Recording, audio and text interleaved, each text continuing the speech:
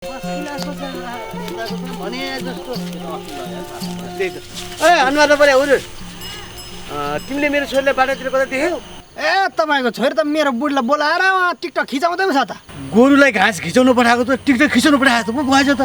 होइन आजकल यो के भएको हाम्रो देश त कृषि प्रधान देश भन्थ्यो त। भएको जति समय टिकटक बनाउने।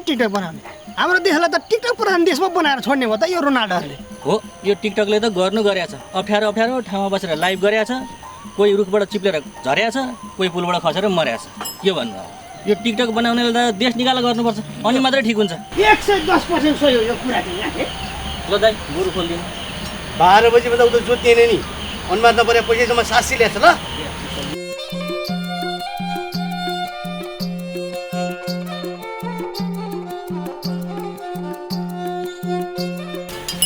ल ओए ओए अनुहार नपरे रोटी लिएर जा भने।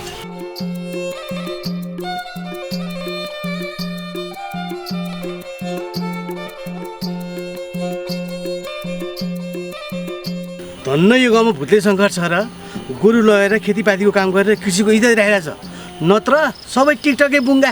यही टिकटकमा कुरा काट्ने, सुहानी साट्ने, छाडा बोल्ने, कट्टु खोल्ने यो टिकटकले गर्दा त मेरो बुढी पनि अर्कैले लान्छ जस्तो भइसक्यो। लादैन बाउ, हाम्रो आमा यति केचकेचे छिन्, कसैले झुक्केर लैजा पनि 2 दिनमै फिर्ता ल्याइदिन्छ।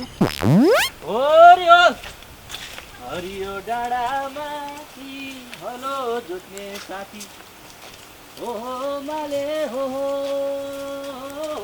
साए हो पक पक पक पक पक पक पक।